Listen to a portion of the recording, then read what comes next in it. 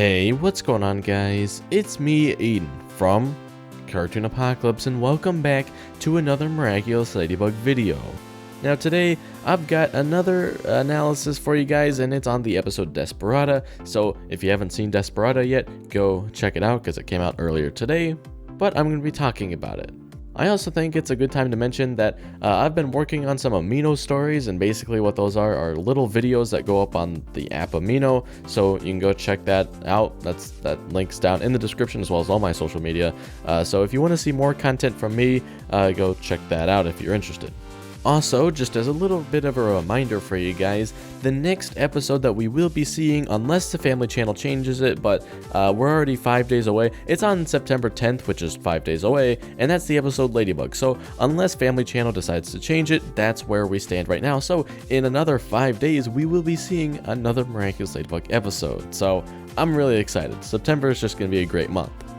So let's go ahead and start talking about Desperada. So after I got about 2 minutes into the episode, I was like, wow, they are really moving quickly throughout this episode.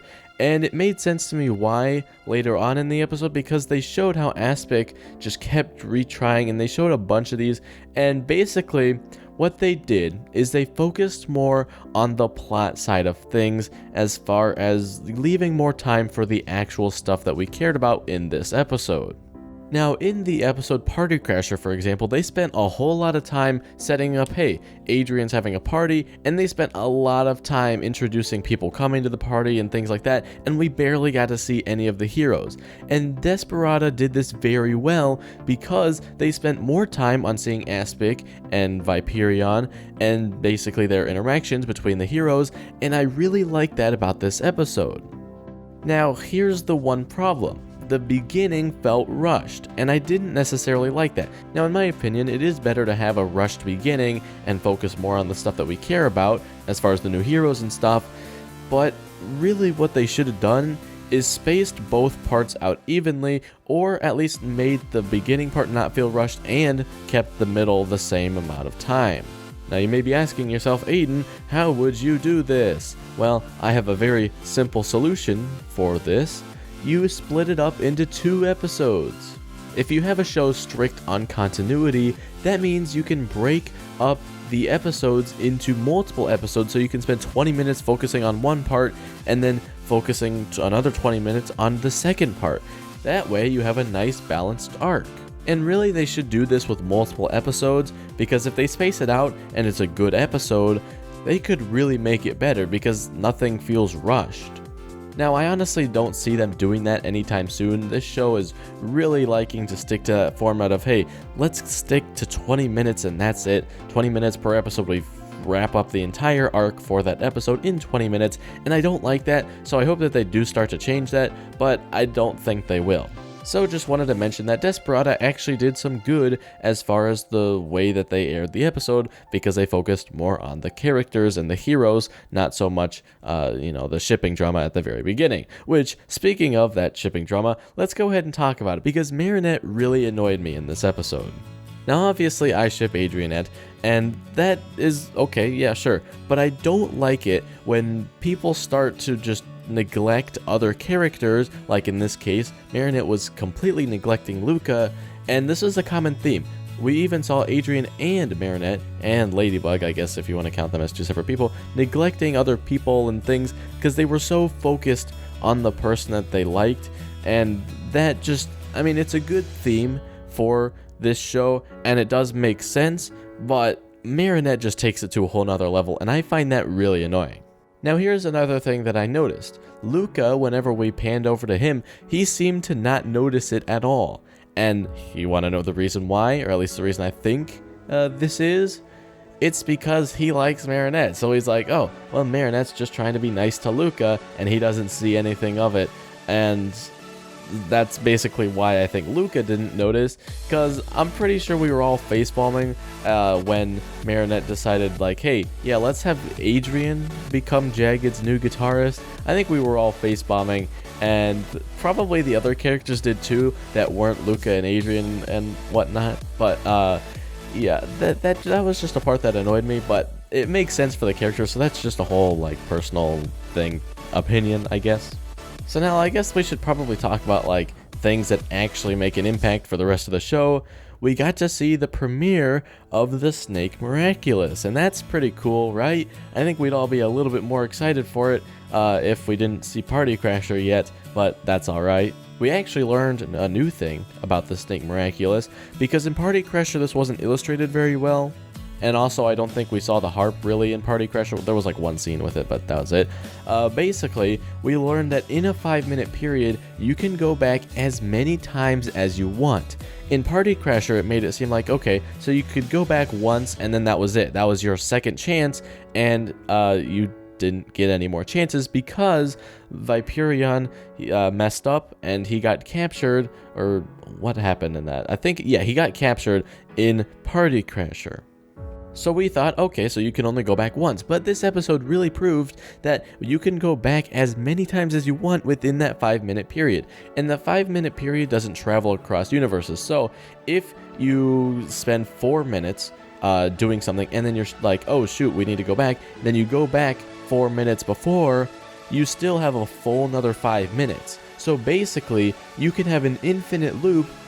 It's basically an infinite loop. There's nothing more to add to that. It is an infinite loop. You can go to 4 minutes and 59 seconds and go back and then have another 4 minutes and 59 seconds and keep doing that over and over again until, I guess, you did the right thing. I don't know.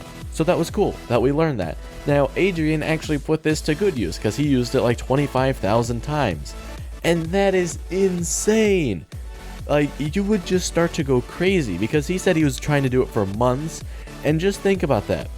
You are awake, you are conscious for months straight. It's not like he forgot his memory. He's the only one that retains that memory. And he was alive for multiple months, we can just say 2 for now. And he was reliving basically the same scene over and over again. Now, I don't know about you guys, but that would mess me up in the head if I had to relive that. So eventually, after 2 months, he was like, alright, I've had enough of this, and he was like, okay, give it to Luca. Now, the reason why those two kept failing is because they were distracted, okay? Ladybug knew that Aspic was Adrian, and obviously, since Adrian likes Ladybug, he was distracted by Ladybug by trying to impress her and show her like, hey, yeah, you can fall for me now. And since Adrian is a 10 out of 10 density rating, a little cameo from my amino stories there, he did not figure out that Ladybug likes him. That's just the nature of this show, but you know, honestly, he should know by now just from being friends with Marinette. But we did even see times when Aspic was doing this that he even tried telling Ladybug, hey, I'm actually Cat Noir, and she forgot it. Like, I think that would be super interesting. Anyway, let's just move on. Okay, so Adrian's like, alright, I don't want this, give it to Luca. And here's the thing, here's the problem with that. Marinette, or Ladybug, is usually pretty strict with who she allows to see gets the Miraculous. That didn't make sense. Basically, she tries to keep the people who are getting the Miraculous as a secret. And Adrian now knows that Luca gets the Snake Miraculous. Now, that doesn't really matter because it's Cat Noir, but since Ladybug doesn't know that Adrian is Cat Noir, that basically like wrecks the entire thing, because now Adrian knows that Luca is Viperion, and that's just not very good. So that's just like a fault on Ladybug's part there, but whatever. So in the end, the 3 heroes come and save the day, as always. And there's some tension that gets set up in the very last couple minutes.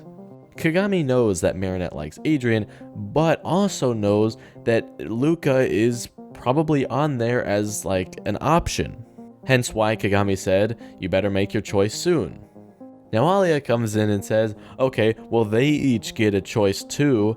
Now, this episode, Desperada, actually comes later than the episode Silencer. So, Luca has already confirmed that he likes Marinette earlier on in the series.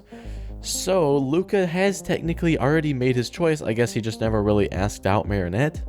Alia doesn't know this, but that's besides the point. So, if Marinette wanted to get with Luca, she could. Not that any of the other characters know this, but that is important to note for the coming seasons and whatnot. So overall, it was really cool that we got to technically see 2 new heroes. Well, okay, actually, we got to see 1 new hero, but I'm talking about aspects here. And technically, I guess if you want to talk about production order, this should be the first time we're seeing Viperion, but it's not because we saw him Party Crasher. Whatever, we get it. Everyone knows that the episodes were played out of order, and we're all kind of like a little bit mad at that, but it's not that big of a deal, I guess.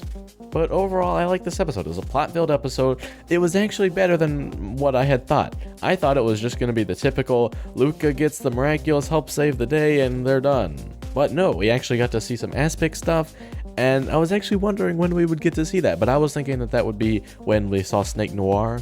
So, oh, also, when Plague said that you can't be Cat Noir and use the Snake Miraculous at once, I was like, yeah, you can. You can use 2 Miraculous. That's a thing that we have confirmed.